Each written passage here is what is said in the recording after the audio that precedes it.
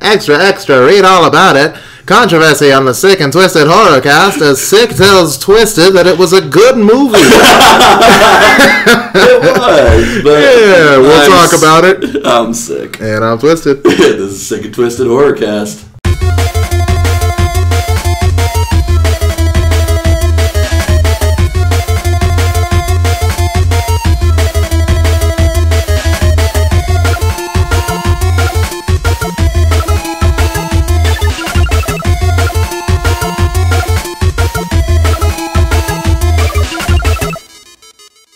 Hi guys, and welcome to this weekly podcast. What's going on?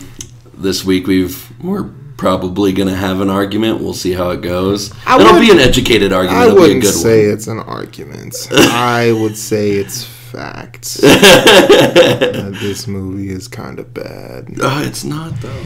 But before all that shit, before we get into that, we're going to bring you a little bit of news here. Yeah, so World War Z 2 has been announced. I'm not sure if we may have already talked about. I don't think we have. I don't think we have, no. But Brad Pitt's original World War Z was. I enjoyed it. I haven't seen it. Okay, so a lot of people. There's a lot of contention on it, whether people love it, hate it, whatever. But to me, it was another great... I'm always a fan of zombie movies in which the sprinting zombies, and this one added another layer to it. Like the Carpenter ant kind of feel to it. This is what it was. Yeah. It was this Carpenter ant where they were building bridges off of the other zombies just because they were stacking up so fast and so high. So nuts. So I loved that aspect. The only thing that I've seen about it is like the South Park episode that was supposed to give homage to it. Yeah, well, and that's it. World War Z 2 was announced. I have not found a release date on it just yet. The only thing I saw was 2019. Yeah, so look forward to it. Yeah. I'm not sure where they're gonna go with it because they announced at the end of the first movie, spoilers for those of you who haven't seen it, that kind of the cure is weakness. So that's how I'm gonna leave it.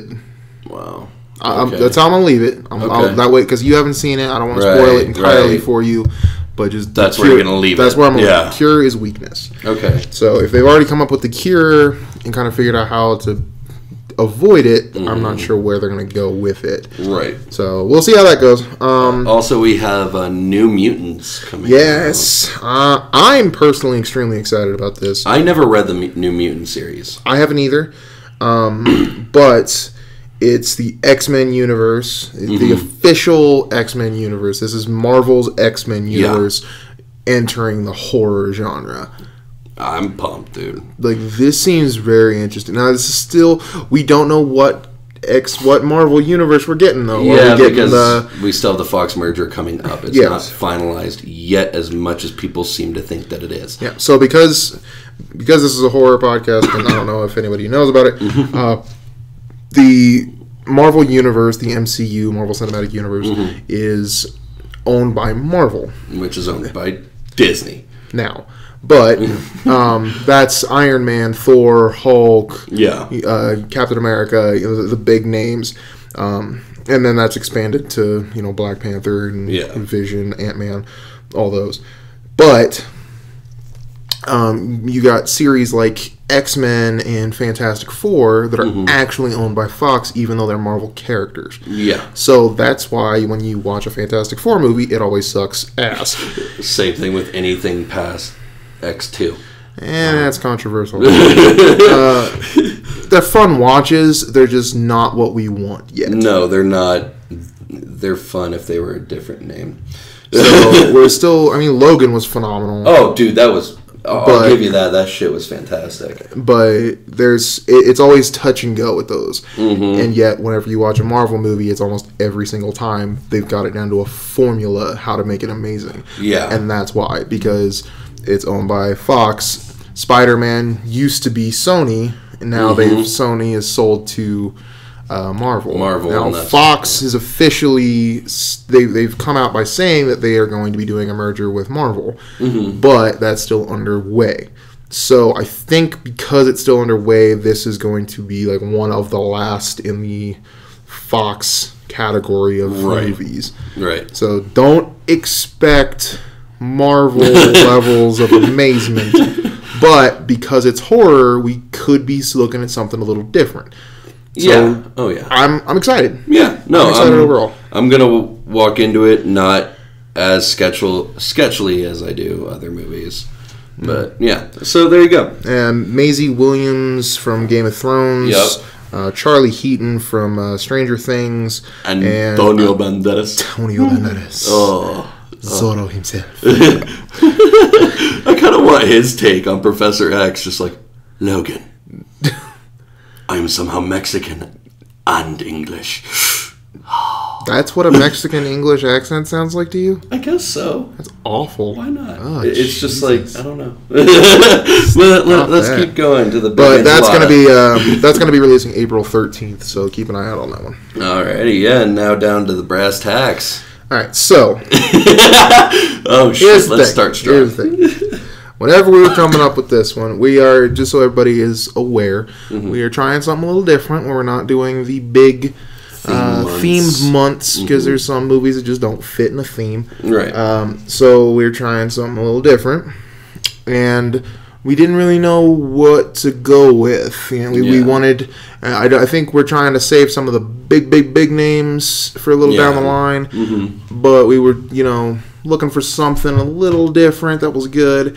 And there was one that popped up on Netflix that's called Terrifier. Now, this movie has been getting a lot of news recently. Yes. This movie was made in 2016, but like all the horror pages that I'm on, all the forums, blogs, what have you, talk about this movie quite often. And then also our buddy Hutch, who was on here last time, is a fan of this movie as well. So this Sik took a watch of it and then told me that he enjoyed it. Yeah. Told me to watch it. I watched it last night, and here we are. So anybody that asks me about this movie, though, I have to give that disclaimer of don't expect greatness. But it's a good movie, especially for like if you have a bunch of friends over and you want, especially guys like me who are big torture porn and gore fest guys. So I would say that this is a great.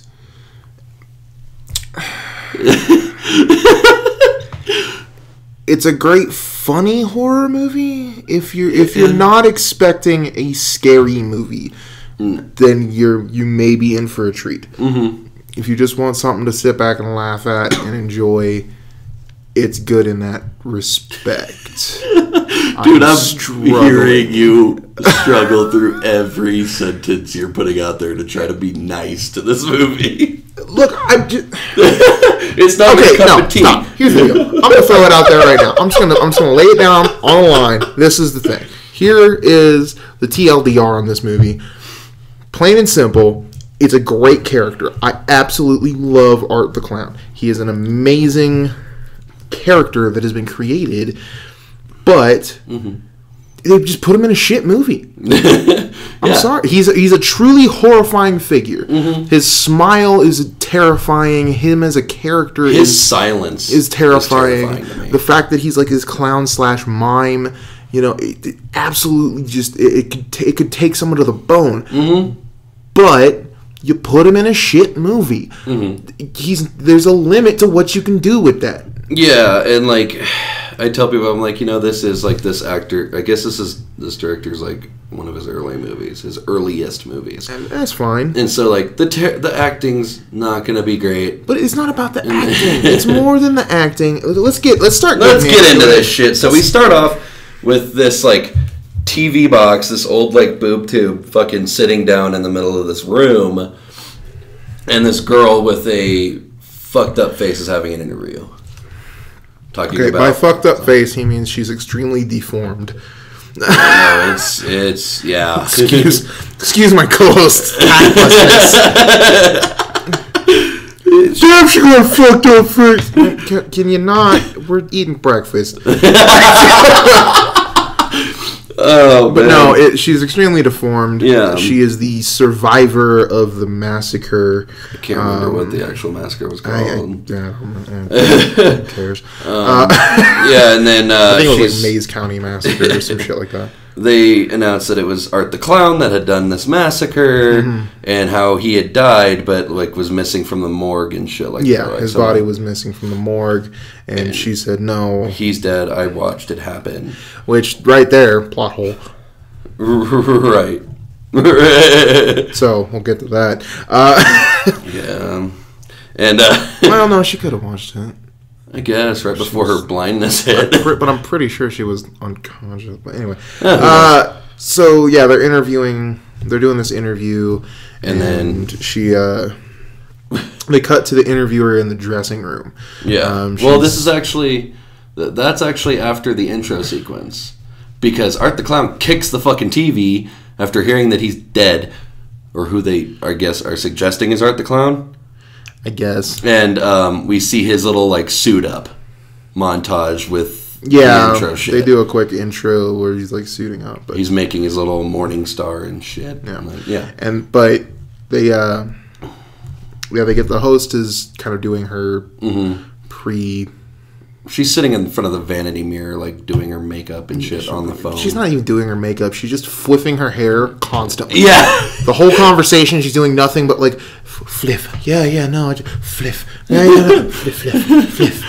That's it. Like she does nothing but just flip her hair constantly. Yeah, and she's talking shit about this girl. Man. Yeah, like, saying that she was, I thought she was gonna jump me right there. Her face was horrible. Imagine what it's like sitting 2 feet away from her. Yeah, and then she kind of turns around because she keeps hearing something, and looks through the clothes which were moving. Yeah, and doesn't see anything. Turns back around, and the guest. Yeah, the deformed guest is choking the shit out of her. After then pushing her eyes in. Well, no, that was like she then moved. Yeah. I thought she moved to push her eyes in. I guess she grabbed her, and then as she was like putting her down, she was digging her thumbs into her eyes. There's a lot of fake out chokes in this. The obviously fake chokes where the hands are like 2 inches. Floating over their fucking throat. But like, God bless you, Quentin Tarantino. Right? Quentin Tarantino has gone on record about like an actor that was supposed to choke out somebody, and he tags in and uses his own hands to literally choke the actress to get the fear. That man knows how to choke someone. That or extreme misogyny. What? Hey, he's a good movie maker. Talk about his private life. Anyway, so but that's not. But yeah, she stabs like her eyes out with her thumbs, and then bashes her head against the ground, and then like is covered in blood and starts laughing maniacally, and then they just cut away from it. Right. And so then we cut to 2 drunk girls, Dawn and Tara, stumbling down the alleyway. Dude, drunk acting is an art form in and of itself. Oh, I fully agree. It is hard. It is hard to do. They don't get it. I think Dawn did it good, but like was a little bit overacting into it. Dawn did it good. Dawn is the blonde girl dressed as the sexy scarecrow, and I will now refer to her from now on as sexy scarecrow. And then Tara, who is sexy emo girl. No, sexy skeleton. Sexy skeleton, but who I will now refer to as sexy skeleton. So yeah.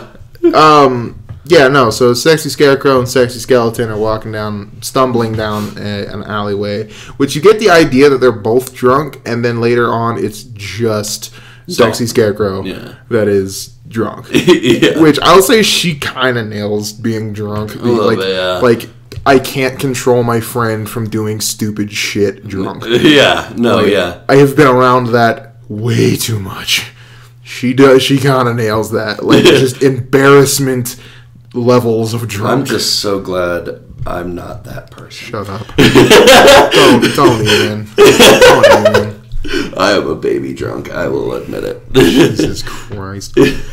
Number of times you've been drunk asleep on my couch. Oh, man. So they head to a pizza joint. Yeah, this pizzeria. What was it called? Do you remember? Garden Hills or Deer Hills? Deer Hills. But they had went to, before they went to the car, and that's the first scene of Art the Clown. Yeah, and she's like, "Oh, dude, I'm fucking lit, dude. I can't drive. You can't drive. Let's go sober up for a minute." Yeah, and I've had that. They're having this conversation, and she sees Sexy Skeleton sees Art the Clown, standing in that kind of like blank face, expressionless stare down. And then she's like, "No, seriously, look!" And like turns away, tells her friends to look back, and Art's gone. Yeah. So you're like, okay, teleporters.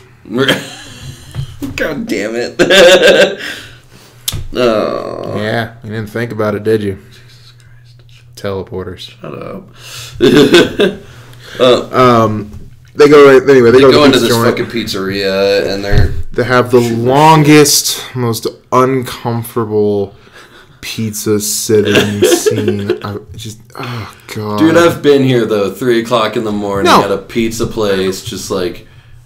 I'm not saying it's real. I'm not saying it's not real. What I'm saying is it doesn't belong in a movie. It's awkward, boring, and like.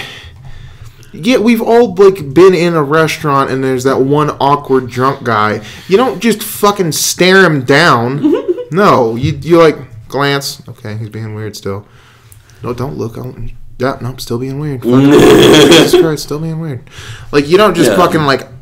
This what she does is uncomfortable on many levels. Well, Art comes in. He sits down and he sets his big ass trash bag next to him, which has to be hefty because it's holding a bunch of murder tools in it.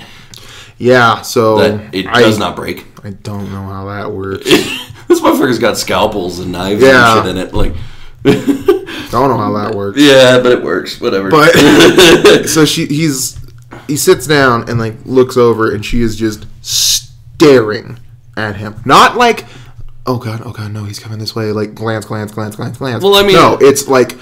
I'm gonna look you right in the fucking eyes. Well, yeah, that's what he's doing. Look at me now. But he sits down and he immediately... Yeah, but he's creepy. He's supposed to do shit like this. She's supposed to be normal. And women are supposed to be scared of men these days. This guy's dressed as a fucking murder clown. Yeah, but you don't fucking, like, lock eyes with him.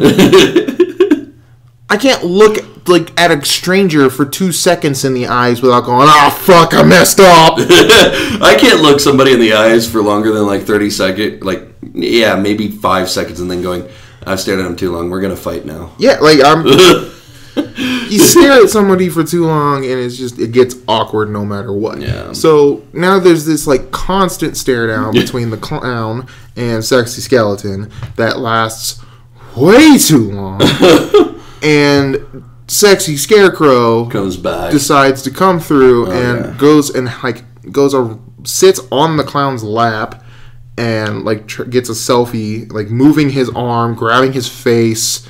If you do this, bitch, I am shoving you off of me onto the floor. Like at the very least. He already looks like a murder clown. Yeah, I get that you're drunk and like you're Halloween. Being flirtatious and it's Halloween, but. Fuck off. Yeah, no, there's a personal space issue going on here. And Sexy Skeleton is bad friend. Yeah. That is physical restraint time on your buddy. Yeah. I don't know how many times I've had to get up and just grab somebody to like, no, we're not doing that. We're not doing that. Yeah, you look away from me. Look away in shame. No, we're not going down that alley. But like, I love this little bit of him where he's just like all of a sudden just perk up like, and like the little hand thing and everything. I was like, but like that's the thing that makes him a great character is like he does these great facial animatics. Which bit of trivia there? This guy actually, the actor who plays him, has mime experience. He was a mime at one point. David Howard Thornton. Yeah. Yeah, he does have previous mime experience. Which that's a weird thing to put on your resume, but hey, I have to put the circus on mine. So I mean, I forgot about your mom telling you. I'm sorry about that. Anyways, wow, you fucking asshole. But no, it's like this. It's just it's hilarious. It is. I gotta give it to him. Oh, yeah. It's hilarious and uncomfortable. Yeah. Because he does these huge smiles with these blackened, bloody-looking teeth and this black and white face paint that with these deformed-looking, sunken cheeks and extended cheekbones and a hook nose. I'm just thinking, like, what does this guy look like after Halloween? Still like that, I'm sure. I'm pretty sure. But he's just a creepy clown. Yeah. But he's a clown. He does goofy shit without speaking, without making a single noise. The entire movie, you don't get a squeak out of this guy. Whether he gets hurt or anything, not a fucking noise. Yeah. And I applaud him for it. Like, it really sells the character, and it's impressive. Oh, yeah. And this whole scene is just like him smiling and flirting and goes to the gumball machine and grabs like a little ring and like does a little proposal to her and everything like that. And it's cutesy and funny, but it's also super creepy. And then he goes to the bathroom, and the girl's sitting there, and the pizza restaurant owner comes over and is just like, "Hey, you guys good?" Don't worry, I'll take care of him. Yeah, I'm going to take care of that guy. Don't worry about it. Where are you guys? Is this Milwaukee or New York? I can't tell. Hey, look. All I know is that I do a damn good whatever accent I just did. That's definitely Brooklyn. But yeah, he goes to the bathroom. Pizza guy goes in after him, and then you just hear, "Get the fuck out of here!" Oh yeah, well, you fucking freak! So we find out that he had shit just everywhere and bloody, nasty. And like drew his name on the wall with what the looked shit. like refried bean shit. Like this was like bad Taco Bell night shit. Like oh god, yeah. This was a rough shit. But like he had all over the bathroom. Oh yeah. And fucking restaurant owner makes the second in command clean it up. Yeah. And he's just sitting there, man, I better get fucking off in time for this shit. That was actually kind of a funny scene. I'll give that one to him. But yeah, then we go. The girls go back to the car, and they're complaining pretty much because they have to call their friend because the tire slasher is actually Sexy Skeleton's sister. Yeah, no, I don't think it's her sister. Yes, it is. They do blatantly say it. Yeah, but you know how many fucking meanings sister is? Sorority sister, best friend that is my sister. Right. But fucking I would honestly think sorority sister is more like it, right? Because just of the basic makeup of the females. She was already in college. It seemed more sorority than anything. Okay. Yeah, I get that. So she figures out that tire slashed. The spare's already on the car. Doesn't have an extra tire. So, which I mean, that's actually a fair point. Yeah. Like so many people do that. I've done it. I've done it in my past. Yeah. Yeah, a lot of people do that. But. So yeah, the friend is on her way, so they're just waiting. She has to go to the bathroom. Goes into the apartment? Question mark? I don't. Apparently, the guy says it's an old warehouse, but it's also like this an office kind of, townplex. And also a townplex. Like there's a lot happening in this place, and I don't know what the fuck it is. There's like a locker room for construction workers. There's office building, shit ton of tires, and like a garage area. It's weird. Yeah, it's weird. That's the best way to put it. It's a building. So she goes in the building. Yeah, because she asks this guy if he can use it. It's apparently being fumigated, and he's like, "Fine, but you got to be like in and out quick because I'm about to bomb this place." Yeah, which he didn't actually bomb the place. He was just spraying for rats. Yeah, apparently the creator of this movie doesn't understand what bombing is because what he was doing was spraying for rats. That's what he was doing. Yeah. So yeah. Anyway, so he goes in and lets her into the bathroom. We cut back to dude complaining about cleaning up the shit. Yeah. And then turns around and sees the boss's bloody, decapitated head with 2 candles in the eyes. Oof. Burning. Yeah, this little, like, he's cut it into a jack-o'-lantern, essentially. Yes. Yep, Steve-O-Lantern. Yeah. Yeah, because his name is Steve. Yeah, it was a Steve-O-Lantern. So, the guy, like, goes to reach for the phone, and Art comes down and chops off his fingers. Which I like that they didn't just go with the old lop the hand off thing. Right. I feel like that's always an easy way out. So it's nice to see a little bit of a different attack. Yeah. One thing about this sister, though, the friend that they call, why does she have a roommate and only one bed? Have you ever been in a fucking dorm, bro? No. That other bed was probably on the other side of the fucking, whenever I went to college, it was a room no bigger than the room we're shooting in, and it was bed, enough room for a desk, bed.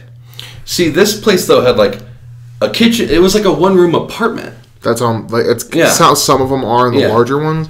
But yeah, I'm guaranteeing you that was bed, desk, and then there was another bed in that room still. Okay. Because I was like, holy shit, only one bed. She just took the one bed to have sex with this random guy on Halloween night. These are the very people inconsiderate. These are the people that are like, I don't want to fucking share my space. Yeah. So we separate the beds at the cost of space. If you want a fucking luxury living arrangement, you bunk them some bitches. Alright? Bunk them beds so fucking fast. I promise you feel like a king. Well, like, it's just like, that's so fucking inconsiderate, though. Oh, yeah, no. Like, if I'm sitting in there and I'm trying to study, and then you crash right next to me and start having sex. What killed me is that she came in, saw her, and goes, oh, I didn't know you were back. Giggle, giggle. Immediately into making it. Like, didn't care. Like, had no fucks given about the fact that she was already back. I'm either joining in or you're finding another fucking room. Fucking dude was ugly. Yeah, he was ugly. But so was the chick. Wasn't all that great looking. Yeah. But we're not about that. But yeah, there's... So they go back to the girl in the car. Sexy Scarecrow's in the car. Okay. Who the fuck listens to AM radio? Not only that, why is there a Halloween store advertising on Halloween night? Yeah, that could have been a package. That is bad advertising. Not really, because fucking Halloween stores stay open like 2 weeks after because you get the discount deals. Yeah, and then that's where I get all my home decor. Everybody gets their home decor. So, but yeah, no, she's listening to fucking AM radio. I'm jumping on the sick little shit that's bothering me bandwagon now because who the fuck listens to AM radio? Dude, I don't even know a fucking college girl that doesn't have Spotify Premium. Like, no, it was a shitty car, alright? So maybe that's why.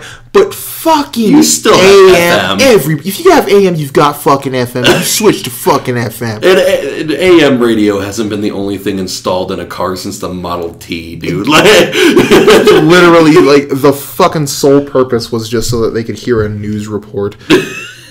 And that's what they did, is they hear the news report of the pizza place that they were just at had suffered, the two bodies were found. So me and you do listen to a lot of radio. Mm-hmm. We listen to Kilo a lot out here in Colorado. But, yeah, plug there. Go ahead, sponsor us, guys. But they're not gonna. You ain't Kilo big.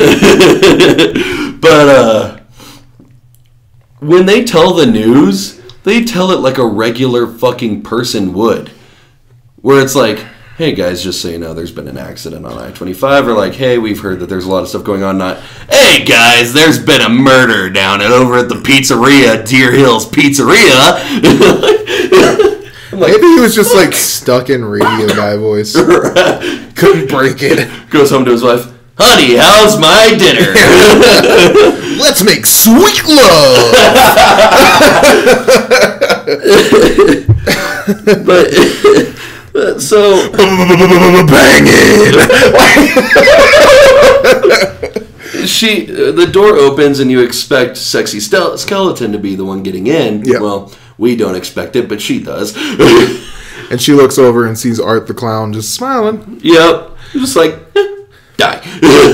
So, it cuts away before you actually see her die. Yeah. But you see the girl, the Sexy Skeleton, come walking through the basement. This is where I wrote "Dumb bitch goes exploring." It's true. Honest to God, it's fucking true. This movie taps into a lot of tropes. Oh, fucking, we're gonna get into them. She hears a fucking noise and just goes sauntering the fuck off and tries to find whatever the source of the noise was, and it was a fucking homeless woman that is holding a baby and rocking it. And she's going, no, we're gonna get to it. Don't I hate jump. This. So holding the baby, saying that, oh, you must be the new neighbors. My name is whatever. She doesn't actually say. She's credited as Cat Lady. Yeah, she's credited as Cat Lady, which that is not what she is. She fucking is. Baby doll lady. Because that was not an actual baby. It was a baby doll in her arms. It was fucking terrifying. So this, and I'm not joking. Like, it wasn't like it was supposed to be an actual baby. Like, this was a literal baby doll, because the sexy scarecrow is looking at her just like, bitch, that's a baby doll. Yeah. And like apparently this baby doll's name is Emily. Yes. And it is her daughter. Yep. Great. So she's on her way out, gets to the front door, and Art is standing there smiling, just frozen. Like, oh, you got me. Yeah. And then immediately like lunges at you. Do a lot of motions that nobody can fucking see. That's valid. He like actively acts out so many fucking scenes in this. I'll save my more visual stuff for the live episodes. So so the fight is now on. A+ podcast material right here. God damn it. The fight is now on. Yeah, she runs. Bitches be tripping as usual. Oh my god, this fucking trope. She trips when she's running. I hate immediately so much. I really do. Because she trips over fucking nothing. Yeah. And then immediately, like, she gets up, runs away, and then they do another fucking trope, is the looking through the cars. Yeah. Yeah, because she hides behind a car. Which he sees her at one point. Yeah. And then, like, he comes over to the other side of the car, looking through the window, and she's on the ground looking at his feet underneath. Which I was still half expecting him to, like, peek-a-boo, look under the car. I kind of expected that, too. But then, like, he walks away and goes around to the back side of the car, and she just, like, walks the fuck off. Like, she didn't just walk to the end of the car. Yeah. Yeah. And, like, she's like, oh no, what's gonna happen? Bitch, what does happen? Your leg gets stabbed. That's what you fucking get. Yeah, he starts stabbing the shit out of this girl's calf, dude. Yeah. Like, stabbing. Oh, yeah. And, like, she finally knocks him away, and hides again, and then throws something, lures him away. A little bit of misdirection there. And then jumps up, gets upstairs to find the exterminator, who's spraying, listening to some music, and this is by far the worst limping I've ever seen in a movie, other than the one that we're going to be covering next. She limps up them fucking stairs, kinda. It's like the worst little, like, because she does what I do when I'm hurting and I'm needing to go quickly. I do that little double bounce. She looks like she didn't get stabbed. She looks like she got a mild cramp swimming. Yeah. Yeah, that's what it looks. Because she uses both legs just fine, but it's like she's trying to limp on one leg a couple times and the other leg a couple times. Yeah. God, I was pissed. Anyway, so she gets upstairs, sees the guy. He's listening to music, spraying his stuff, smoking a cigarette. And she's screaming down the hallway, but refuses to fucking move. Yeah. And go to him. Yeah. You could see that he has these things on. He's bald. Yeah. It's not like it's hidden in his hair. Exactly. And they're dangling from his fucking... Because they're the wires. They're dangling from his ears. And this is 2016. Why does he have the freaking headphones that came with like a walk... Or like a Discman? I can't say shit. I still got some of them bitches. That's true. I think we all have a couple pairs of those. But yeah, she's like screaming.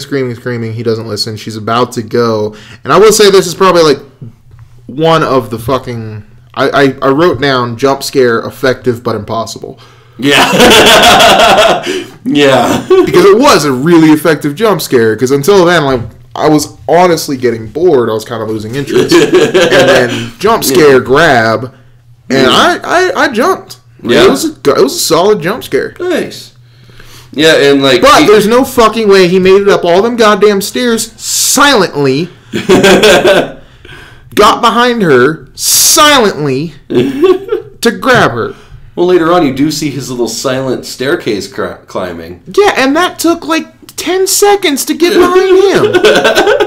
Don't act like you fucking speed snuck up fucking 5 flights of goddamn stairs. You eat a bag of dicks. And then he sedates her, and like after she's like screaming and hollering in his hands and stuff like that, and he just does this little making fun of her shit. Yeah, waving his hands and exaggerating his face. So she wakes up. She is in a chair. She's duct taped to a chair. Duct taped and strapped to a chair, and he's kind of fucking with her, acting like he's gonna hit her with this acting hammer. like he's gonna hit her, acting like he's gonna cut her, you know. Yeah. And then holds a hacksaw to her throat, and like, oh, I'm gonna do it. Walk away. And like pats her head and shit like that. Yeah. He's playing a total cat and mouse game where it's like, I'm gonna play with my food. Yeah. And it's effective. Yeah. Like, he is an incredibly great character. Yep. And fucking surrounded by a shitty movie. And then here comes the kill that everybody talks about when it comes to this movie. This kill pissed me off. I'm sorry. I don't care who fucking... If anybody likes it out there, come the fuck at me. I hate this kill. Come the fuck at me. Looking. I like this kill. Why do you like this kill? Because I'm a fucking gore fiend and a torture porn guy. Like, that's it. That's really the single reason I like super bloody, I'm gonna let you talk about it. Okay, so I like super unrealistic deaths. I don't know what it is about them. I like them. This dude takes a fucking hacksaw. Preset the scene. Okay, so she's looking. We still have yet to know where the fuck Sexy Scarecrow is gone. Well, he pulls back the curtain and she's hanging upside down like a monkey. Like a monkey? Butt naked. That's how monkeys hang? I've seen it a couple times. Her ankles are strapped to the ceiling, spread eagle. Yeah, like if you've ever seen Son-in-Law when you first meet Crawl. Like a monkey. Like a monkey. And like she's hanging upside down by her ankles. Butt naked. Just crying. Screaming. Face is duct taped. He then like smiles over at like Sexy Skeleton and starts cutting her from her sensitive area down. Crotch. You just say crotch. Like, why can't crotch? He cuts her from the vagine downwards. I like vagine. I like vagine, right? So yeah, that's what happens. Yeah. Here's my problem. I'm all good with a violent kill. Mm-hmm. I'm all good with an over-exaggerated kill. Mm-hmm. By the time he has even gotten, like... One, what is this saw made of? I can't get through a fucking branch with a hacksaw without fucking 30 brands of bending and fucking working and angling and... Bullshit. Bullshit you got through an entire human fucking being right down the goddamn spine. Eat me. Okay? 2. The fuck is this saw made of? 3. She is screaming and wiggling and clenching her fucking face in pain up until the point where he reaches her throat before she is finally dead. Are you kidding me? He cut her from the crotch, through her intestines, which spill out on the floor. Yeah, I wrote sausages hit the ground. Through her chest, to her throat, hitting every internal organ in between before... Now she's finally dead. Yeah. Horseshit. I like it. I don't know, man. I like the kill. It could have been executed better, but I like the kill. Use a chainsaw or something. He's too loud.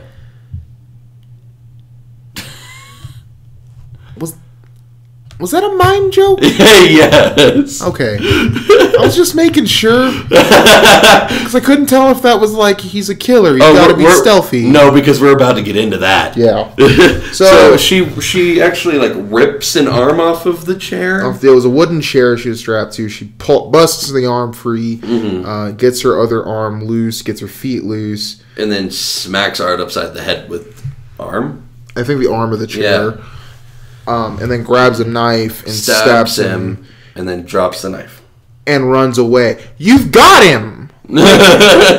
Fucking finish it. Double tap. Like, yeah. You don't even gotta finish it. Just fucking, like, slice his tendon, something. Fucking anything more than just, like, light stab to the back of the shoulder.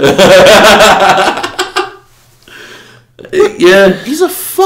He's a clown as it is. Like, don't act like he's normal.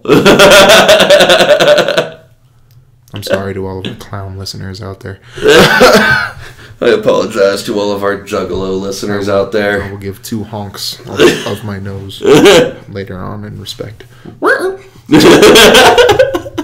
So, anyway, we go through and she runs away. And I'm already pissed because she doesn't finish the fucking job. She gets into the garage and... Finds a 1x5? Yeah, finds a fucking board and starts beating the shit out of Art with it. She beats the dog shit out of him, too. Yeah, really fucking puts it to her. Yeah. Puts it to him. And then stops Yeah. beating him when he hits the ground.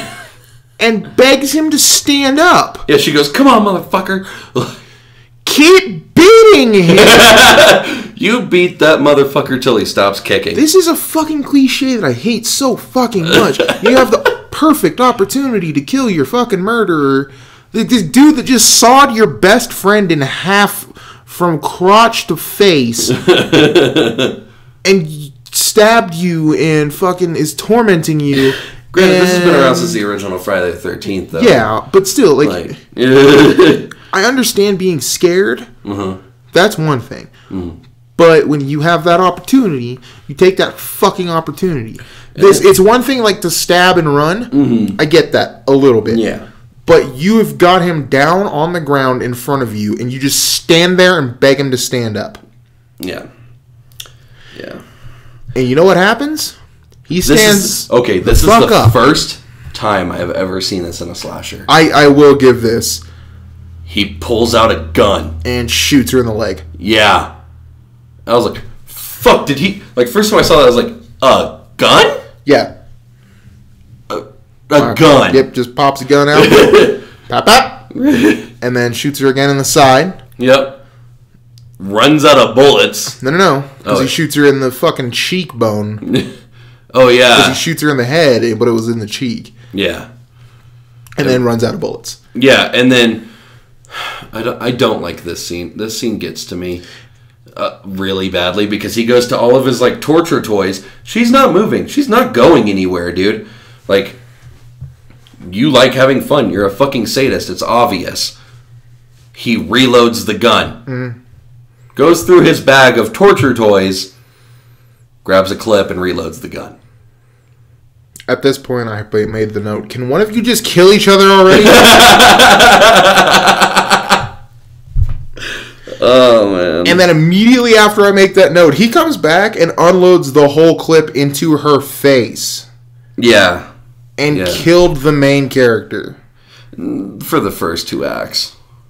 That's the main character. But a movie's only a 3 fucking act piece. Yeah. But it changes from her being the final girl, which you expect her to be the final girl the entire time, to it now being the sister. But this is the problem I have. I understand, like, you want that shock value of, holy crap, nobody is safe. I understand that, but the problem you have when you kill the main character is you don't care what happens to anybody else. Because you've grown with this main character. You've seen her trials and her tribulations, and you've come to, appreciate the actions that she takes, and you worry for her, you fear for her, you want her to succeed and overcome. When she dies, you don't have enough time to build that with anybody else, unless you start with a big group. Right. And you just introduce a new main character fucking halfway through your movie, 3/4 through your movie. Why the fuck do I care? Yeah. Kill her. I don't give a fuck.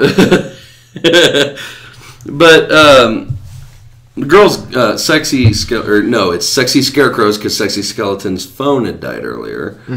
So it's Sexy Scarecrow's phone goes off, and it's the sister like, hey, I'm here, where the fuck are you guys? Yeah. And Art actually texts her back through this phone and goes, Tara's sick, come around back. And takes a selfie with that cut in half girl. Which, I mean, he's wearing makeup, so it's not like it's incriminating. Right. But the cat lady actually watched Art off the fucking... Yeah. Watch her skeleton. Off Sexy Skeleton. Yeah. And she runs away, runs upstairs to find the exterminator. Yeah. And she's babbling on about how, like, there's a clown murdering people, and obviously he's like, okay, no, you're gonna get the fuck away from me because you're a crazy cat lady. Yeah. So, which, I mean, I can't fault him for that. Right.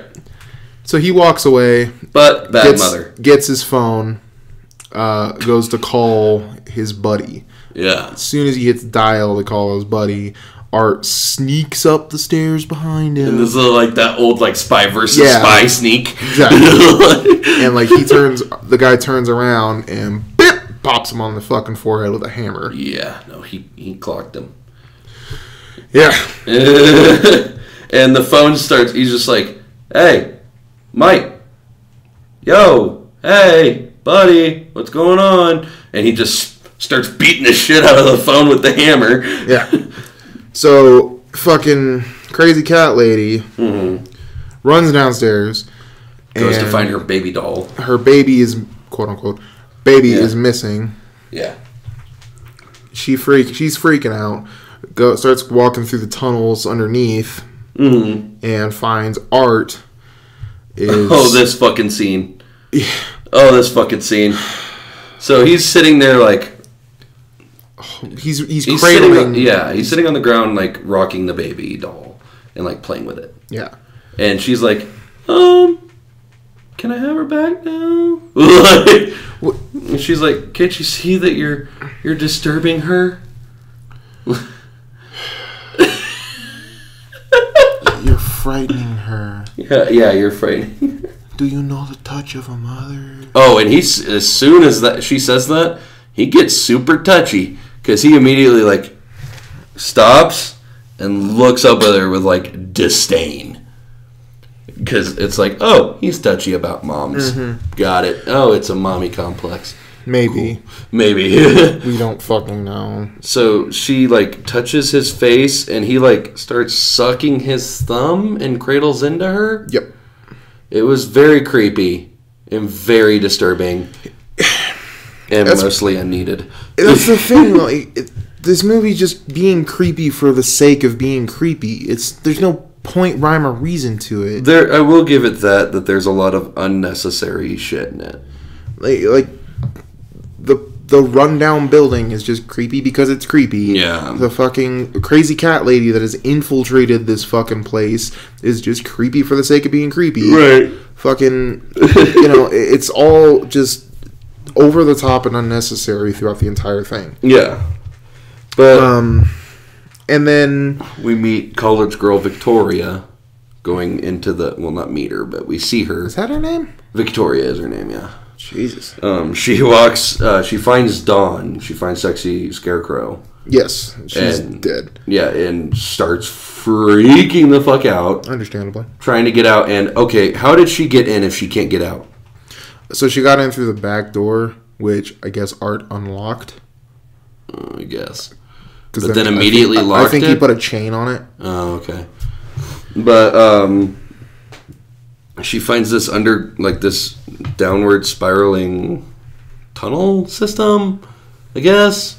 Yeah, that's the tunnel where they were originally. Yeah, and she goes down there and thinks that she sees Sexy Skeleton. Yep.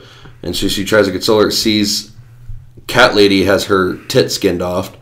Yeah, she sees, she thinks it's Sexy Skeleton, goes, oh crap, it's her. Hey, are you okay? Are you okay? Because all she sees is the hair, and like she's like half, like she's like no top on under a blanket. Yeah. She looks up and sees Crazy Cat Lady. Yeah. Is her tits are skinned off and her scalp is skinned off. Yeah. And she looks back at who she thinks is her friend, and it's actually Art, who is butt naked, wearing the skin and the tits. I was just like, Buffalo Bill! Yeah, fucking straight Buffalo Bill, this girl. At this point, I wrote, is this a horror comedy? Dude, I love this scene, though, so much. Again, great fucking character. Yeah. Shit fucking movie. But he starts, like, she runs, and he's, like, dancing behind her naked, trying to walk like dancing. A girl. And oh my god, it's great. She hides in the only closet in the room that Art saw her go into. And it's not even a closet, it's like a gutted, it's like a storage locker. Yeah. And immediately he points and laughs, like no noise, but like laughing face. Yeah. And then like starts kind of terrorizing her inside of it. Yeah. And then you hear honking coming from Mike's friend. Mike's partner. Yeah. Who is from the outside. I literally wrote that they are just this movie is just finding reasons to call people in to be fodder. Because that's what it is. Yeah, yeah. We started with 3. We'll say 3. Yeah, 3. Well, 4 if you want to include Crazy Cat Lady. Yeah. And then we called in the best friend. Yeah. And we called in the partner. And we called in the cops. Yeah. Well, the cops don't get killed. So they're not fodder. All cops are fodder in horror movies. Ouch. Name one. True. Friday the 13th. Yeah. What about it? Cops were not fodder in that movie. No, they weren't fodder, but they were still fucking useless. Name one in which the cops are not fodder or useless. Also, yes. Yeah. Fucking come at me, bro. Valid. but so he goes in. Art quickly fucking kills him. Yeah, the only like really quick kill in this movie. And he still decapitates him and shit. But he just gets to kill him quickly.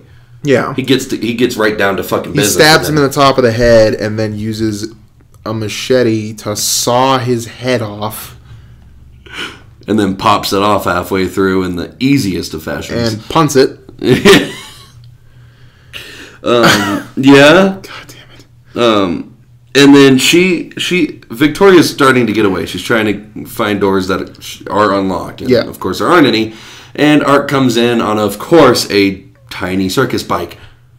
That was a funny scene. I love that shit so much. Because like he even bumps into something and like shuffles it and then gets back on it and riding it in circles.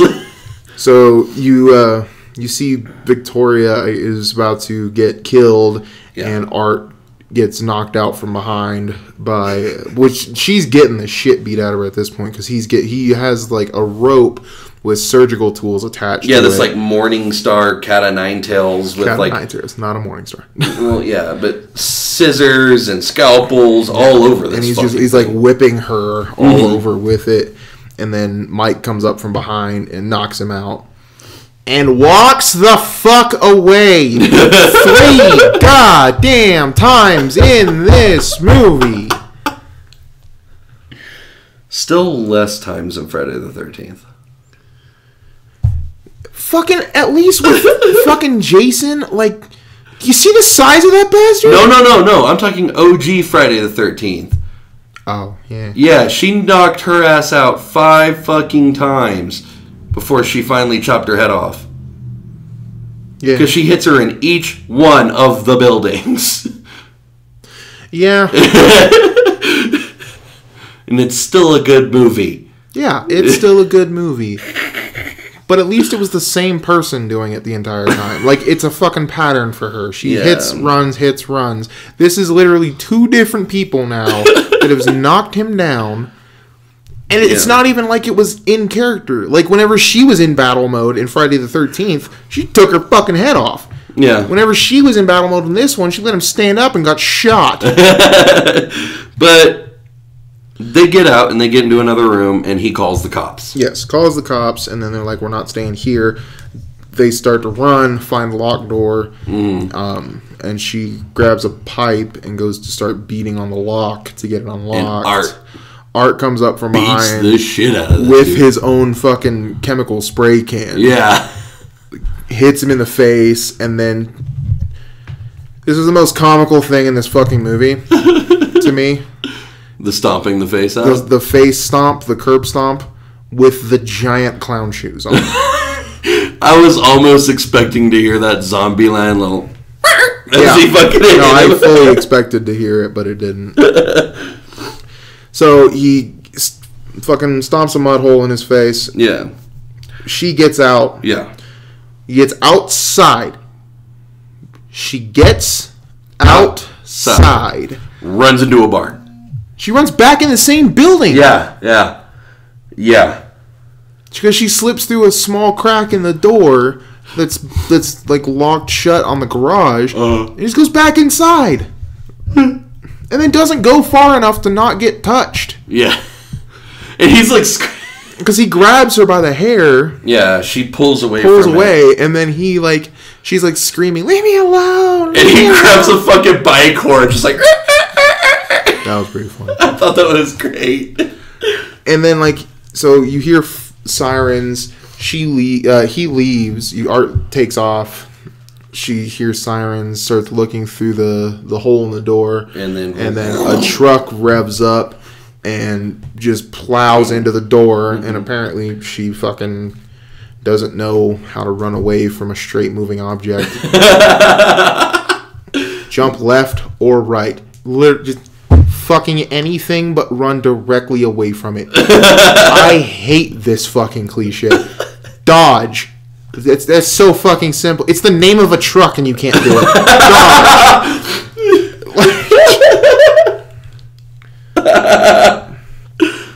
But you got hit with what you should have done, a dodge. So she gets knocked unconscious by the truck, and he's playing some weird ass jazz music in that truck.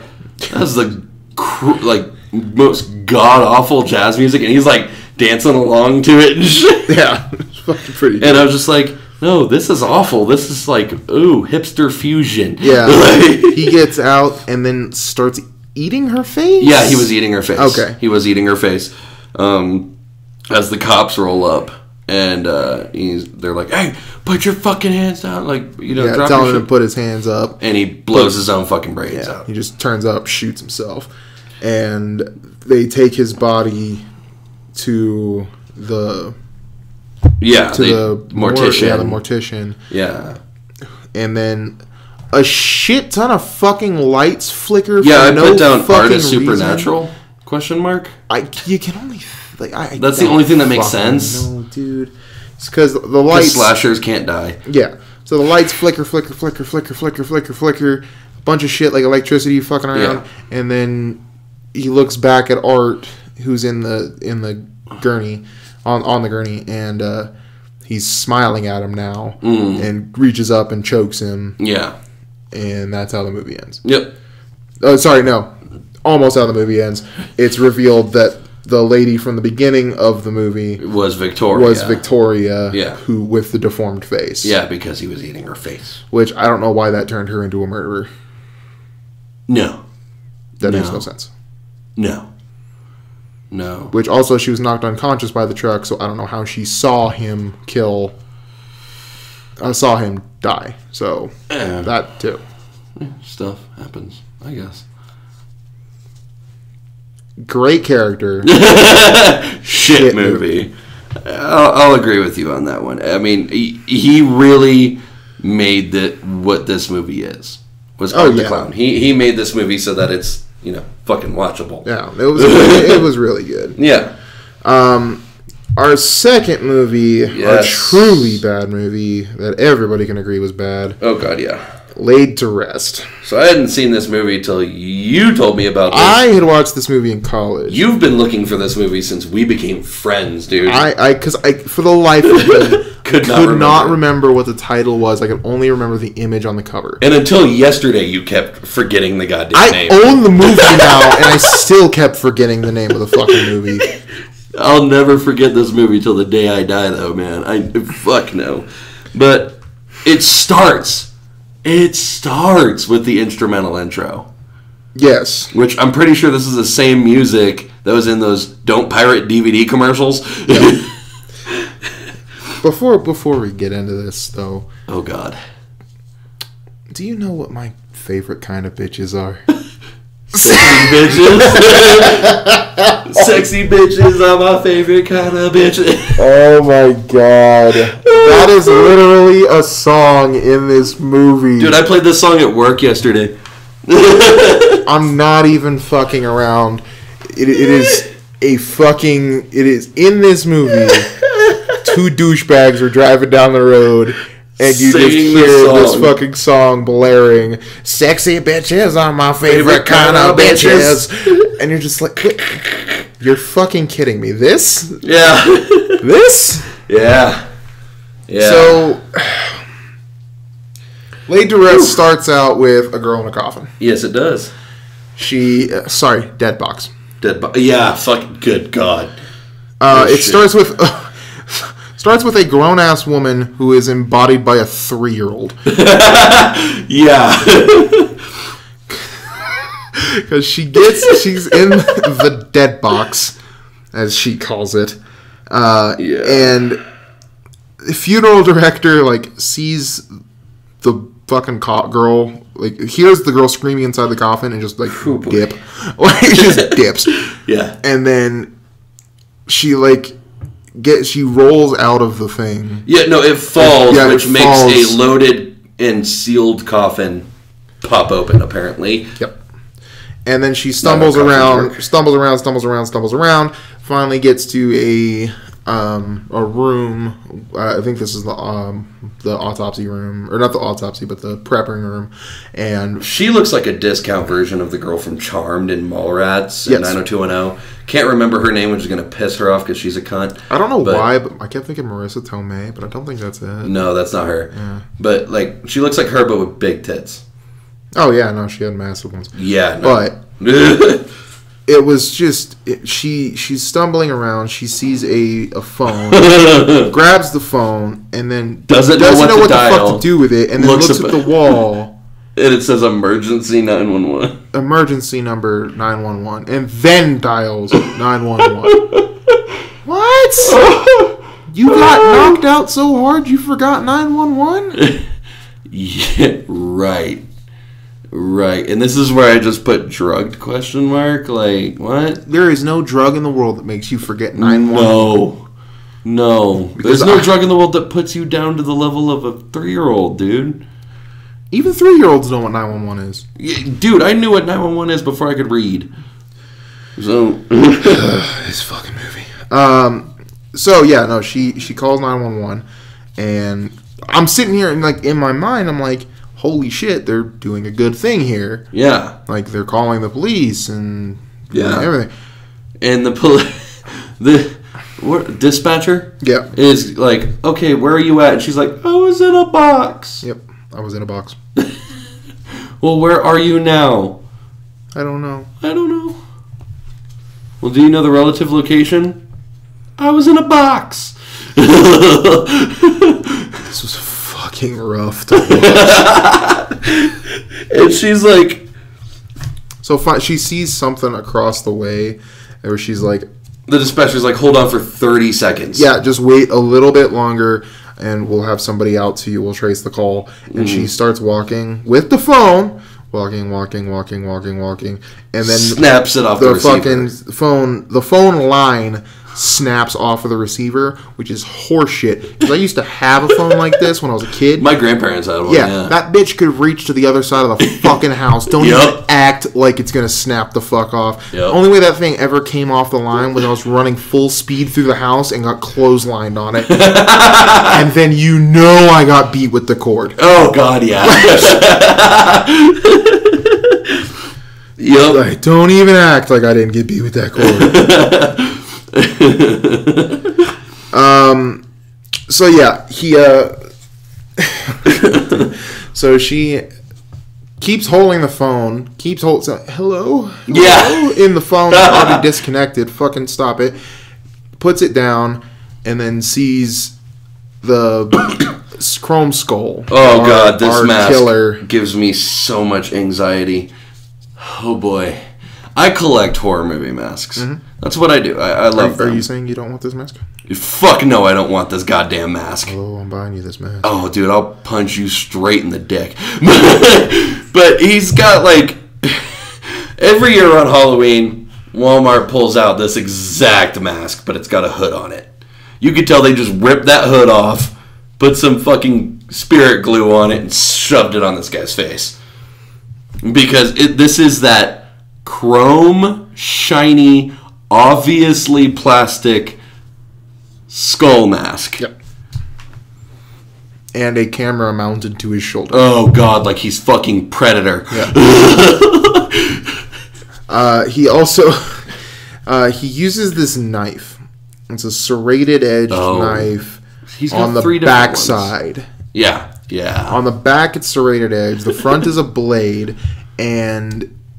there are two like serrated wings coming off of it of the side. Yeah, never seen this knife in my life. Duly fucking noted.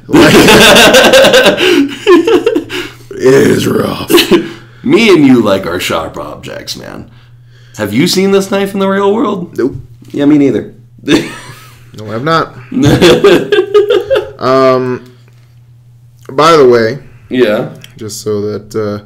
Everybody's aware. Lena Headey's in this. Oh, God, this shit. No. Yeah, Lena Headey, who is British. We're going to get there. Yeah. So, yeah, he gets... I love Lena Headey, though. He scares the shit out of her, pretty much. Yeah. Walks up. And the mortician, the funeral director, comes and is going to let her out. And the chrome skull comes up from behind him and stabs him with a... rebar? Yeah, it looked like rebar. Through the door. Yeah. And she, like, he's about... Everybody in this movie is superhuman strength. Yes. Well, no, except for her, because she's a fucking 3-year-old. So he's about to walk in, and somehow he gets stabbed in the eye? Oh, wait, let's not forget that once she sees Chrome Skull... she goes, "Are you from the police?" Oh, yeah. A man with a fucking skull for a face and a camera mounted on his shoulder. Oh, my Lord. So we see the mortician. So somehow he gets stabbed in the eye. I can't figure the fucking anatomy of this one out. He gets stabbed in the fucking eye, though. Yeah. The killer. Yeah. And she runs off, is stumbling down the road. And we meet... Discount Goldberg. This is 100% Discount Goldberg. Oh, yeah. Absolutely. Looks and sounds like this guy. No, it doesn't sound, but looks for sure. Tries to sound like him. And he picks her up on the side of the road, takes her home, and the wife is sitting there like he's the trying to, wife is Lena Headey. Yeah, the wife is Lena. Oh boy. He's sitting there. It's like, hey, we need to help her. And all this, and she's like, you don't know what she's about. She could be a prostitute. She could be on drugs. So this movie is literally like, the best interpretation I could put it as is people in England trying to make fun of Americans. Yep. Or, like, any movie that, like, was made up north and thinks about what the South could be like. Do any voice in which you make fun of somebody that likes NASCAR. That's the voice here that everybody is doing. Yeah, because she's sitting there like, even when she talks to her, like, this is Lena Headey. She's British. She's got a beautiful voice. She's a sexy, stone-cold fox. But she's sitting there going, oh, darling, like, you're okay. You're with this. Mm-hmm. And I'm like, bitch, I'm from the South. Ain't nobody talk like that. Yeah, I've seen a couple. I've seen some hicks. Like, this is, what is this, Louisiana? I don't fucking know where they're at, dude. I cannot for the life of me. I would need them to point at a map. That's how this movie should have opened, was somebody just like, we're here. So yeah. Anyway, they you see the you see Chrome Skull is patching his face up. He just sticks himself in the face with a fucking needle. I don't know what the fuck this is, but that's what he does to heal his eyeball. He just jabs himself in the face with a fucking needle, and then you see him pull out medicinal glue. And use that to attach the mask back to his face. Mm-hmm. The fuck? What did you stick yourself in the face with, bro? Yeah, that never gets explained. And it's never seen again either. No. But so they're like, oh, where are you from? And she's like, where the dead people are? Yeah, where the dead I was in a dead box. The cemetery. The whole fucking movie, the cemetery. This whole movie is pretty much Discount Goldberg explaining what the fuck she's talking about. He is this fucking 3-year-old in a fucking big girl's body. Like, he's just a translator. That's all. Yeah. And oh my god. So she's like, we need to get to where the police lady lives. Yes. That was on the phone. And he goes, well, we're 100 miles from any cop. Yeah. And he ran the truck out of gas. Yeah. So he must have been out for gas. That's the only thing I can think of is just like he was out for gas, picks her up, takes her back to the house. I'm like, fuck, sorry. I forgot gas. Yeah. So he Jesus Christ, this whole fucking movie, dude. They let her take a shower. Yeah, so she takes a shower. Find out there's a gash in the back of her head. Yeah, and then they all go to bed. The brother, or no, sorry, they go to bed. He gets up because he hears her foot tapping. Let's talk about this walking. Comes out. Well, he is got the fucking largest limp. And he's got the biggest strides. He limps harder than House. Fuck me, he limps hard. And he takes the world's biggest lunges with those two. He limps so hard, I bet he only listens to Limp Bizkit. Oh! Because he needs to limp harder.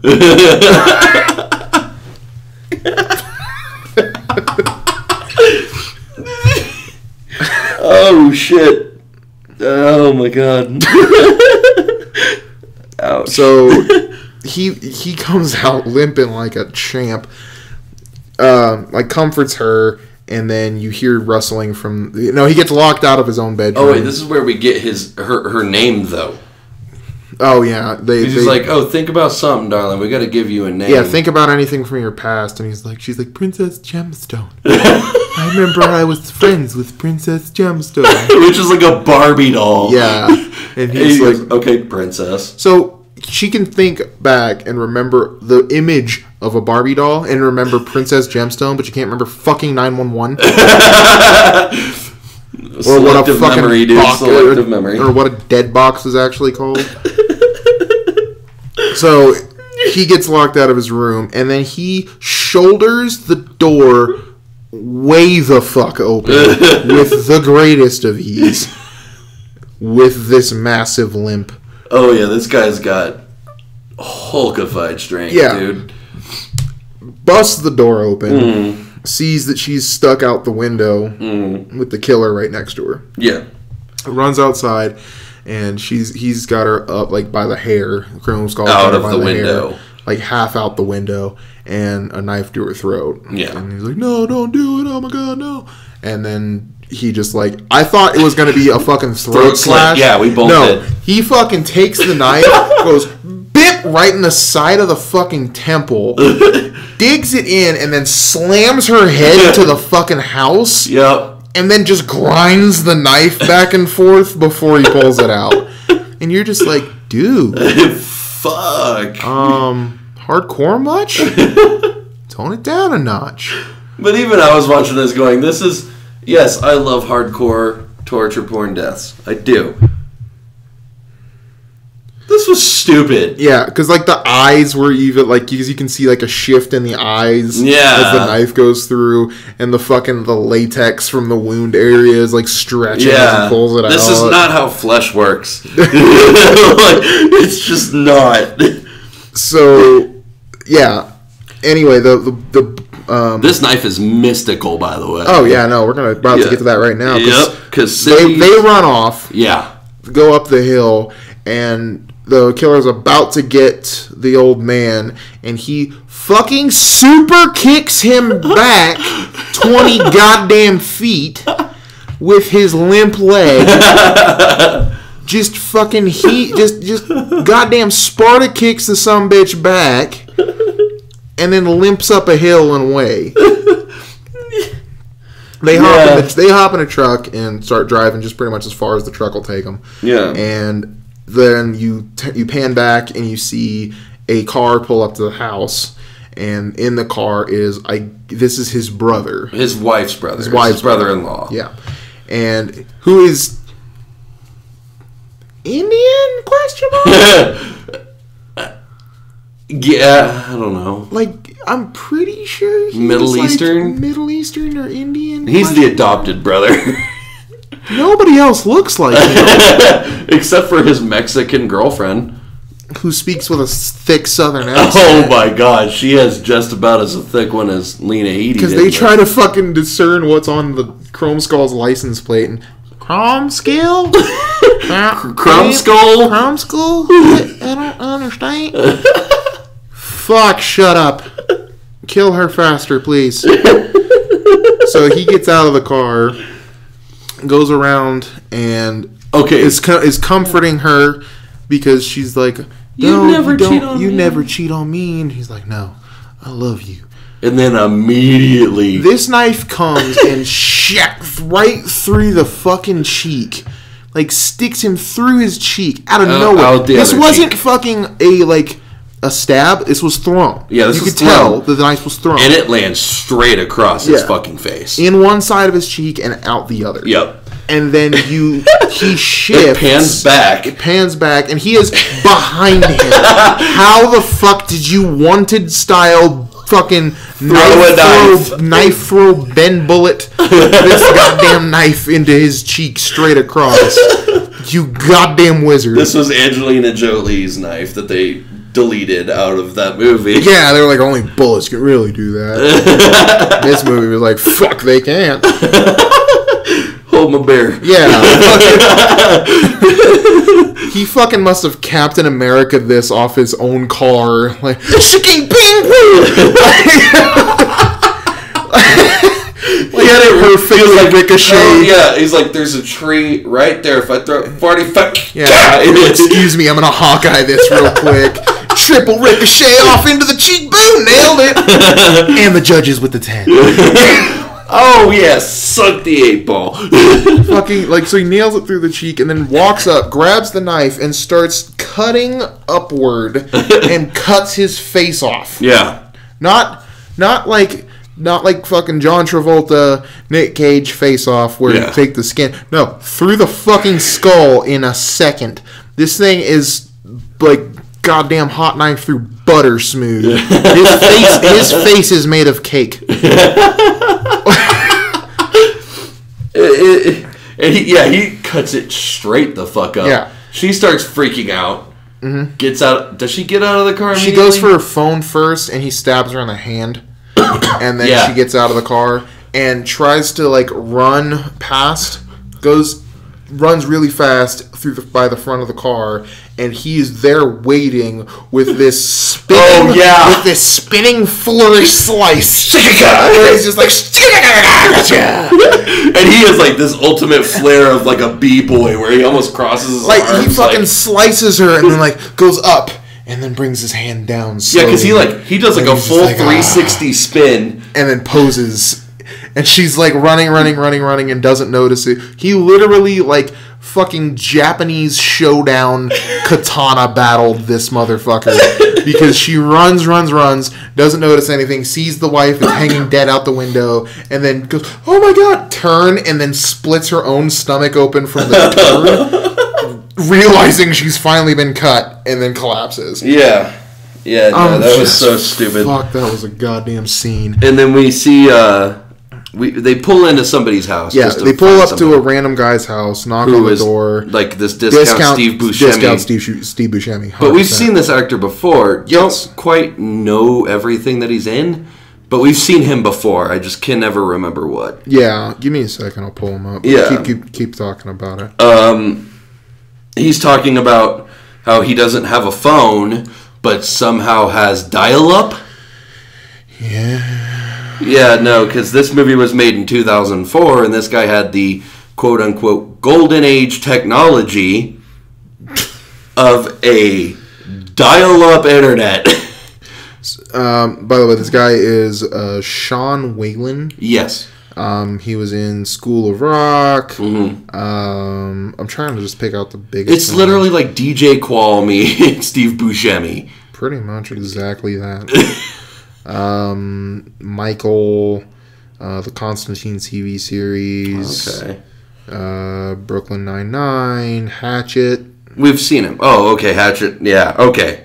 That's probably the best one. It's Hatchet. Yeah. Yeah, so she goes up to the bathroom, and he's like, I love this. He's like, yeah, I could send an email to the police. And so, like, he's getting it, and he's like, hey, can this thing look up people? Make it do it. Yeah, make the box do the thing. That's pretty much what he was doing. Make your devil box work. Click the buttons, make it do it. He was in Idle Hands. Oh, really? Yeah. Okay. But, Suicide Kings. Dude, this guy's he's in Twister? Oh, yeah, I knew he was in Twister. Waterworld? Mm-hmm. Okay. But, she goes up to the bathroom, which this Batman Returns. Ouch.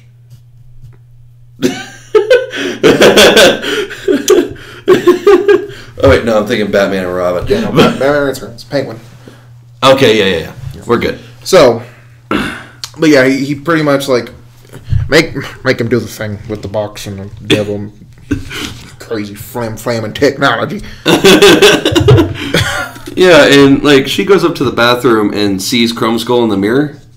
Fake jump scare. Yeah, fake jump scare. It's really bad.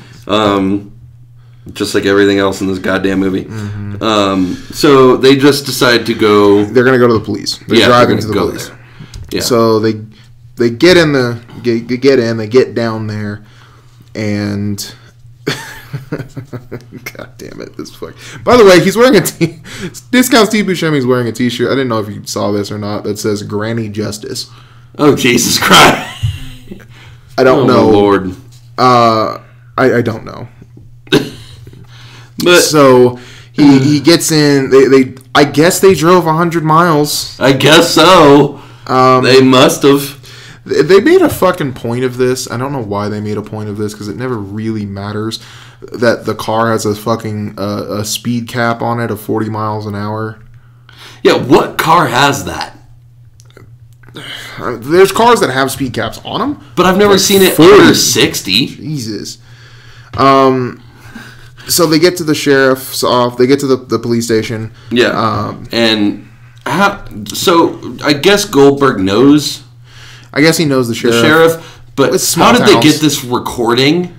I have no idea. This is beyond me. Because he's like, hey, sheriff, where are you at? And he goes, They killed my deputy. Yeah, I'm locked in the closet. Like, in the most monotone shit ever. How did you get this recording?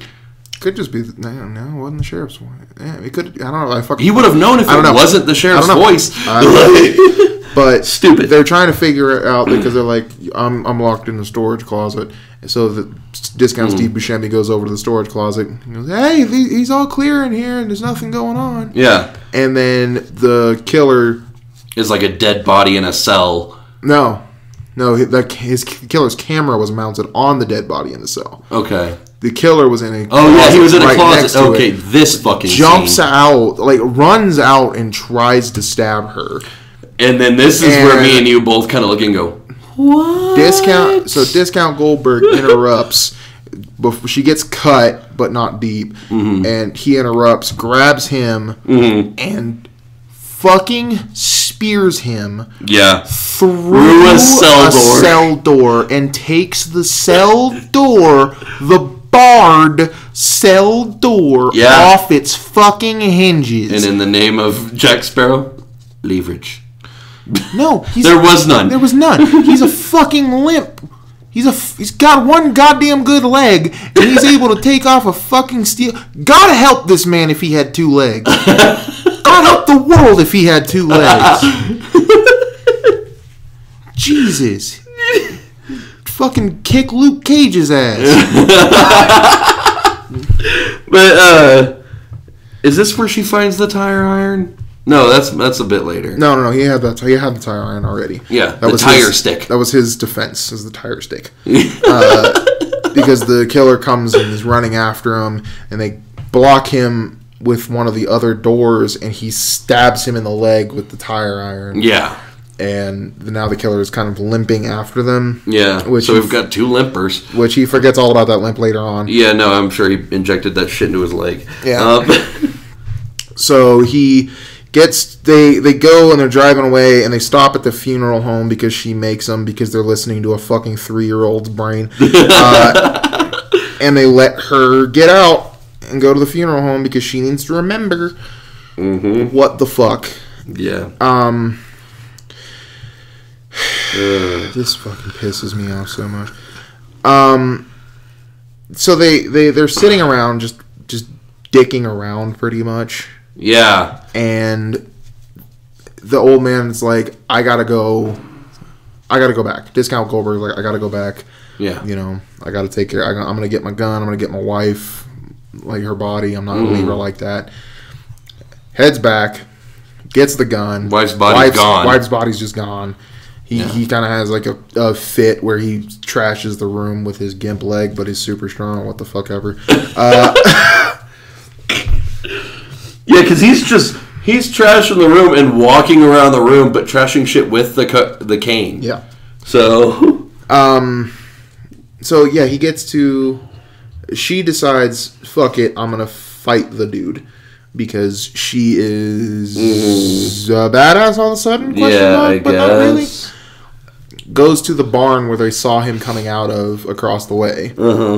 Sneak in. There's dead bodies everywhere. Everywhere. And they're all in open coffins. Yep. And the big twist was that the mortician was in on it. Yeah. Which was a dumb twist. Yeah. It was a really dumb twist. But they Chrome Skull attacks, and she's got a knife. Yeah. And she's trying to cut the ropes of a girl that's tied up and screaming because she's topless and strapped down. Gives up on that and runs away. Gives up and runs away. And as she runs away, he just kind of gives this little half-ass wave. Oh yeah, I love that little wave. Bye. And then he just reaches down and cuts that girl's head off. Cuts the girl's head off with his crazy fucking knife, because this movie can't just do a normal ass kill. It can't. It seriously cannot. And then old man busts through the wall. This old man is Hercules. He punches through the wall and shoots the killer. He just busts open everything. Yeah. I'm just sitting there going, Hercules. Yeah. And then they get her out of there, take his car, and go back to discount Steve Buscemi's house. Yeah. Then they go in the hearse with flames on it. No, they don't. They take his car. Wait, he was just the hearse. The killer takes the hearse. Oh, because they took the killer's car. So the killer just sits up out of a coffin that he dipped into at some point, I guess. And he's in the coffin and just very blasé sewing up his own bullet wounds. Yeah, he's just like immediately shoves shit into his arm and pulls the bullet out, which that's not how bullet wounds work. No. He just sews himself up in by the torso where he got shot. It was in the torso. Fucking goddamn it, this movie. So they're trying to get the bodies out of the trunk because they find out the bodies are in the trunk of the wife and his mother, Steve Buscemi's mother. Yeah.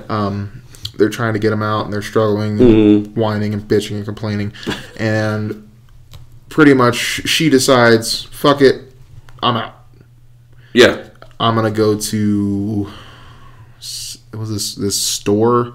Yeah, it was like a mini mart kind of thing. Yeah, I think there was. It wasn't a gas station, but it was like a corner store. She was going to get batteries for the camera. Yeah, and so she's like, "Fuck it, I'm going," and takes the car and speeds off. Yeah, which apparently has GPS in it. Which apparently the killer can use his phone to track that GPS. And starts sending her fucking messages and locks the car down as soon as she gets to the store. Yeah. The guys have to walk to the store, which is where we get to hear our favorite song. Oh, yeah. Because as they're walking down the road, the two douchebags pass them in the car. Yep. And blaring, "Sexy bitches are my favorite kind of bitches."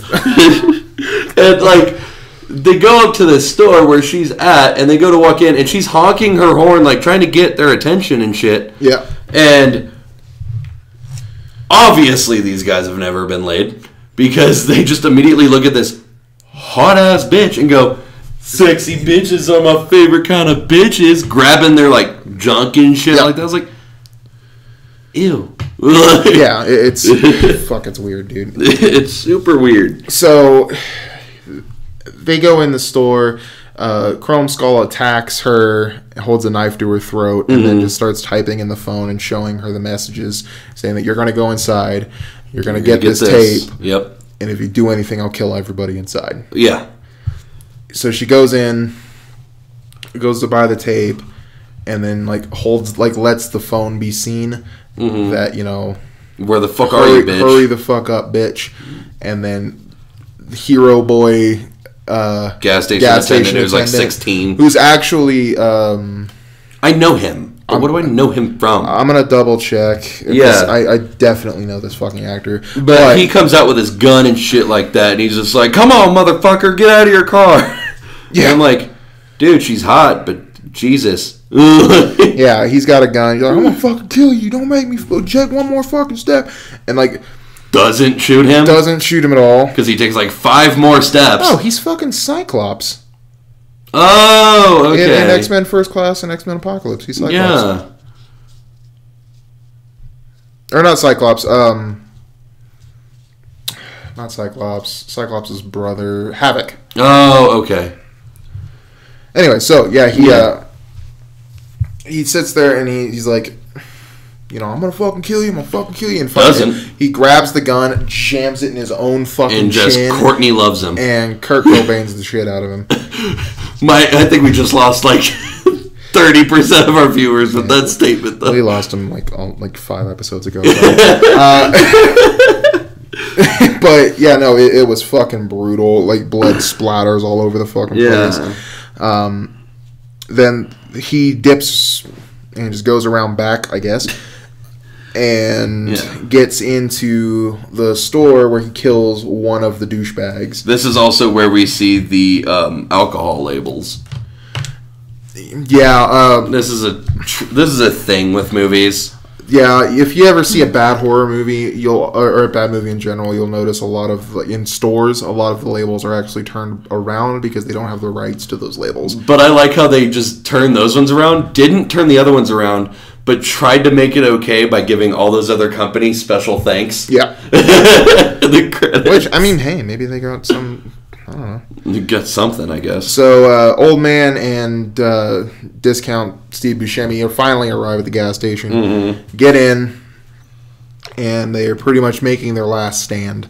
He grabbed the stick, not the stick, but the briefcase from the killer. Off the back of the killer's truck and mixes the adhesive with something, with like the super duper glue of like modeling, I guess, some shit like that. He's about Discount Steve Buscemi is like walking up to the phone that's on the desk and immediately gets fucking attacked. Gets his head pinned down and tire sealant sprayed into his ear. Which this isn't how that would work. Which blows his head up as he screams comically and finally explodes his face. Yeah, that's nope. Old Man jumps out. Yeah. Tells her to run. And he's the only one that dies normally. Yeah. And apparently he's the only one that can put up a fight against fucking Chrome Skull. Okay, yeah, he also hits Chrome Skull in the head. And like, I love that they added this in post-production, the sound of metal hitting metal. Tang! Ting! And I'm like, no, that is a obviously plastic mask. Don't even try to convince me that it's metal. So mad at that. I was so fucking mad. So yeah, and the Old Man just gets stabbed in the stomach. Like, you don't even get to see the knife enter. No, he just gets stabbed in the stomach. The only normal kill in the movie, and it's fucking like Old Man just like and yeah, and he's like, just remember, you were someone special. Yeah, and then die. Yeah. So then she crawls into the fridge for safety. Yeah. And he puts a video camera down to show her where she came from. And she is literally a prostitute and a junkie. Yeah, she's a coke whore, dude. Yep. The wife called it. Yeah, no, she was not somebody special. She was a prostitute and a druggie. Which doesn't make her remember, by the way. No. She still acts like a goddamn 3-year-old. Yeah, no, and she doesn't know who she is either because she grabs the paper out, name smudged off. Yep. So he comes in, like, smashes his mask through the fucking glass, which I thought was a really cool scene. Yeah, I thought it was interesting.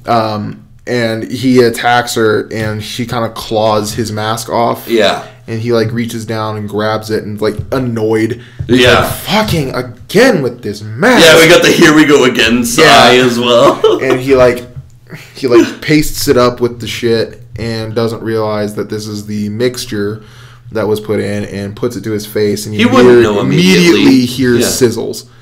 And it starts boiling and sizzling and glued to his skin. And he's like, even PVC glue wouldn't do this shit. He's peeling it off of his face, and his face is coming with him, and it's boiling and bubbling, and finally he peels it all the way off, and it's just like boiling. It's just like his skull / muscle tissue, but it's all boiling and nasty looking. And that's how he dies. I hated that. He also she came out and like stabbed him, I think. Or hit him or stabbed him. Yeah. But that's how he died. Yeah, and then she goes out to the car where the douchebag had ran out earlier and got in his car to get her. And she's like, "Where are we going?" And he's like, "I don't fucking know." Like, which I'm like, that's a fair fucking point. He's like, "We should wait for the cops," and he's like, "No." She's like, "I'm done waiting. I left a note." Yeah. Because that's how shit works. So he's like, Atlanta? He's like, sounds great. And they take off with the cops fucking in eye shot behind them. Because they immediately roll up, dude. They rolled up instantaneously after they left. It was, and then that's how the movie fucking ends, dude. That was how the goddamn movie ended. This was a fucking trial and tribulation of a goddamn movie. Oh, it was terrible. But yeah, there's that the big enchilada.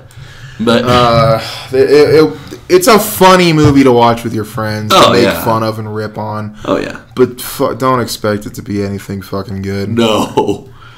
And as always, we're gonna end with a little bit of accidental horror. Yep.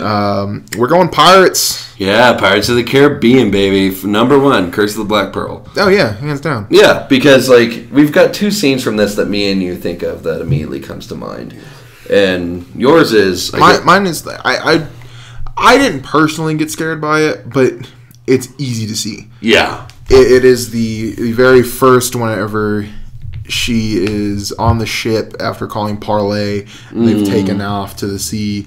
And she's had dinner with Barbossa. It's now the moon is shining, and the skeletons are first revealed as she's running, screaming around the ship. And they're all working on the ship. All these horrible skeletons, and she's getting tossed in the air.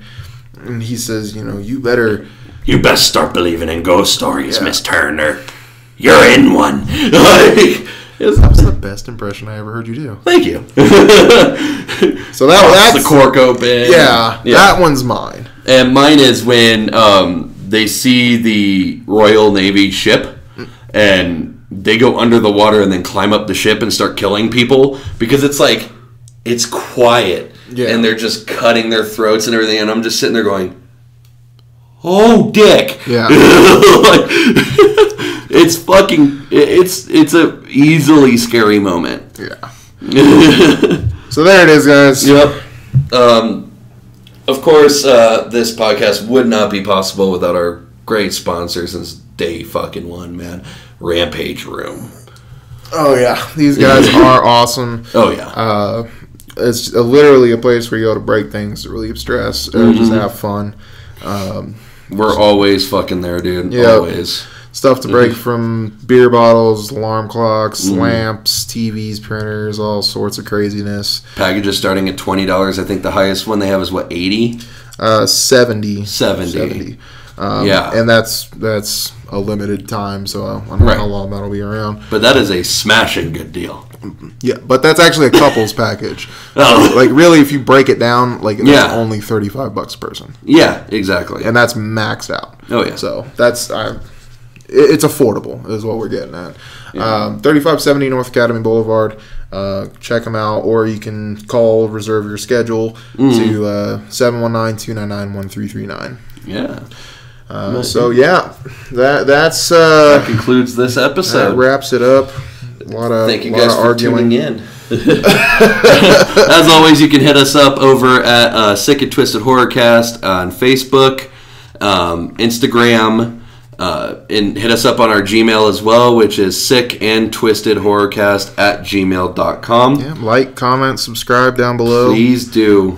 Really helps us out. If you like this video, if you truly like this, please like this video. Hit that like button, man. Let us know what you think. And we're out every Friday, roughly 12 o'clock. So he's sick. And he's twisted. And this is Sik and Twisted Horrorcast. Have a killer week, folks.